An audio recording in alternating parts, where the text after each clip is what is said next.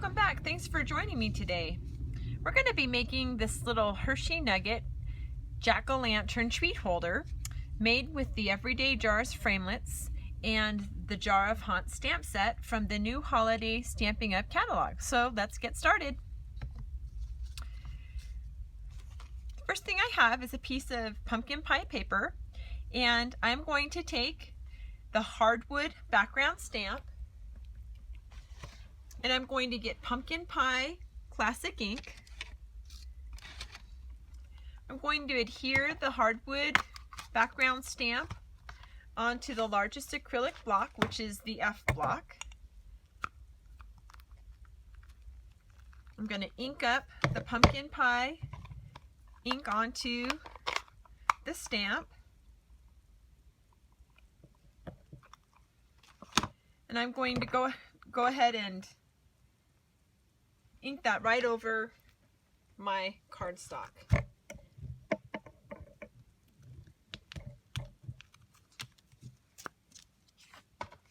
So that I get images like this.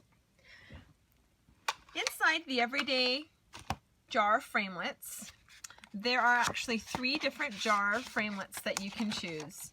There's a large one, a medium, and a small. So for this project, we're going to use the large one. And I'm actually going to take out the jar lid too. We're going to be using that in just a moment. So those are the 2 framelits that I'm going to use. I'm going to take my framelit, the jar framelit, and I'm going to run it through my Big Shot twice. Okay, I'm going to set that aside for just a moment because I'm going to make the best use of my time. The other thing that I need is the top jar here. This is basic gray, stamped with basic gray ink. And so I've got a little piece here. So here's my basic gray ink. And this particular stamp is from the Jar of Love, and it's this one here that we're going to be using.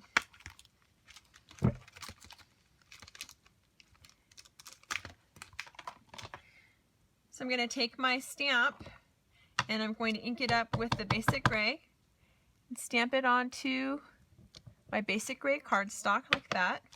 And so now what I'm going to do is I'm going to run the framelit for the jar and for the lid through the Big Shot at the same time.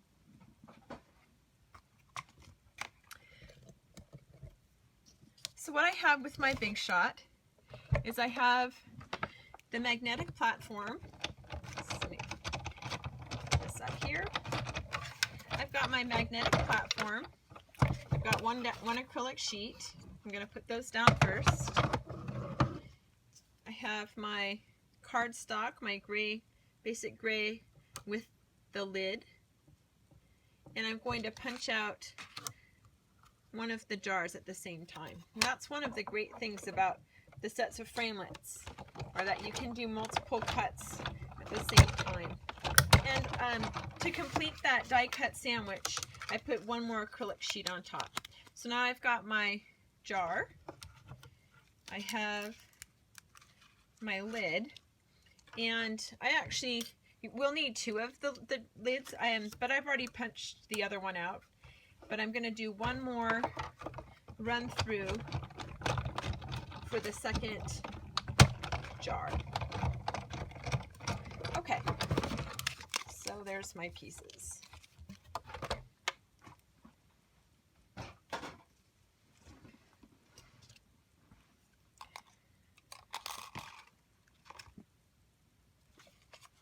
As I mentioned, I had the second one already done there.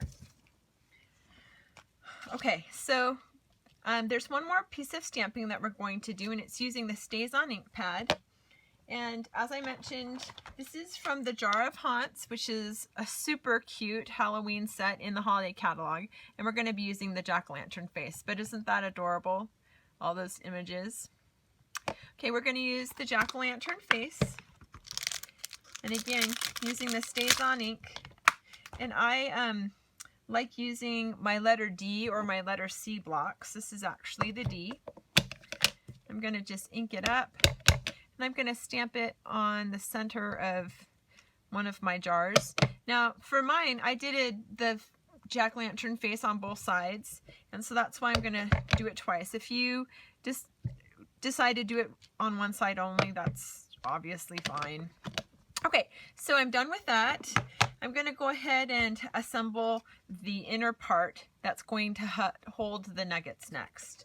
So this is really easy. This is a piece again of pumpkin pie cardstock. I cut it at 3.5 inches by 3 inches. And then all I need is my scoring tool, which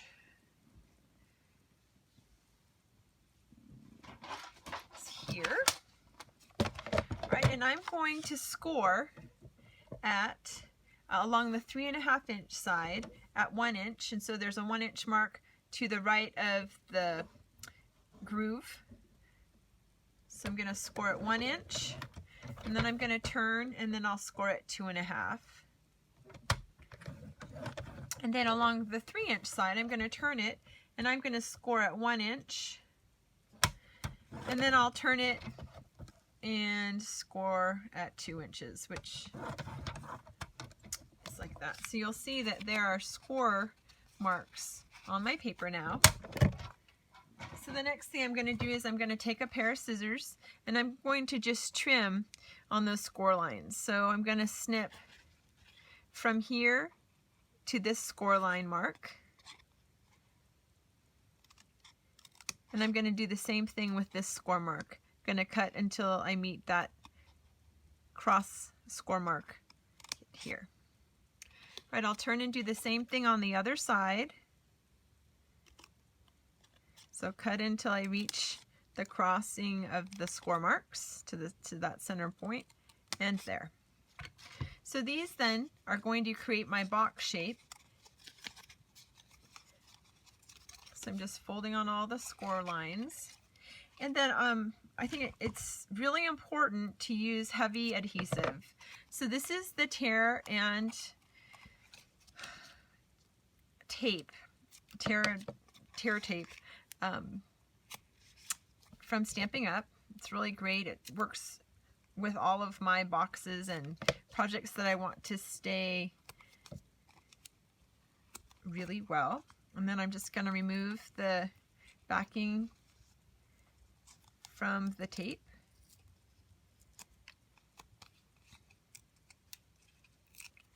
And then I'm just going to fold it in so that the edge meets the crease mark here. And do the same on the other side. Then flip and do this same thing to finish up my little box that will hold my nuggets.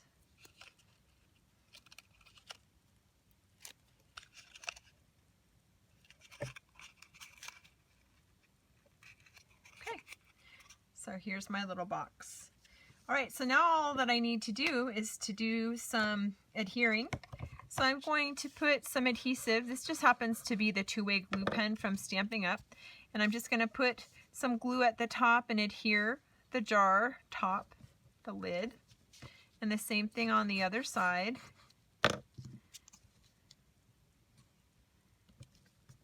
Okay, and now just adhering it to my box, I'm going to actually use the tear tape again.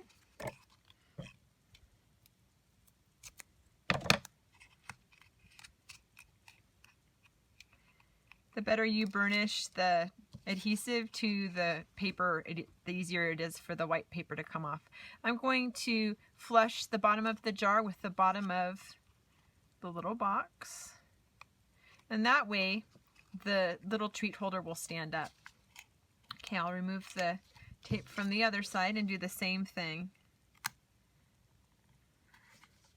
Okay, so I'm almost finished. All I need to do is to take my little nugget here, and this is a piece of Designer Series paper, and this one here is 1 inch by 3 inches. So because of Stamping Up's double-sided adhesive Designer Series paper, doesn't matter, they're both super cute. I'll go ahead and put the adhesive right on the back side of my nugget here, and then just start my Designer Series paper, wrap it around. So all I'm doing is creating a belly band for the Hershey nugget, and then 2 of them will fit really well inside. Then you can gently pinch the top Inside the holiday catalog are a duo pack of baker's twine. This is the pumpkin pie, and this is the basic gray. So whichever you want to use. I used about anywhere from 15 to 17 inches, depending on how big you want your bow, or if you want to tie it in a knot.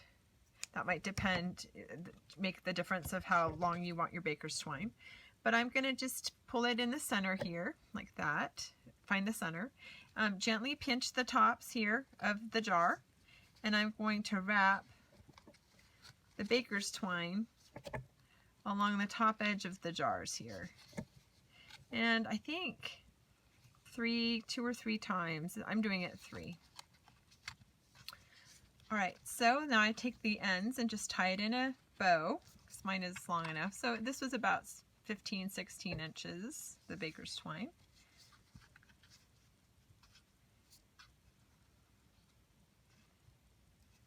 And my little treat box is all finished. Super easy, really cute. Makes a great gift for classmates, for coworkers, for neighbors, and it's just adorable. And it sits right on the desk and makes a great gift, and as well as a really cute decor piece.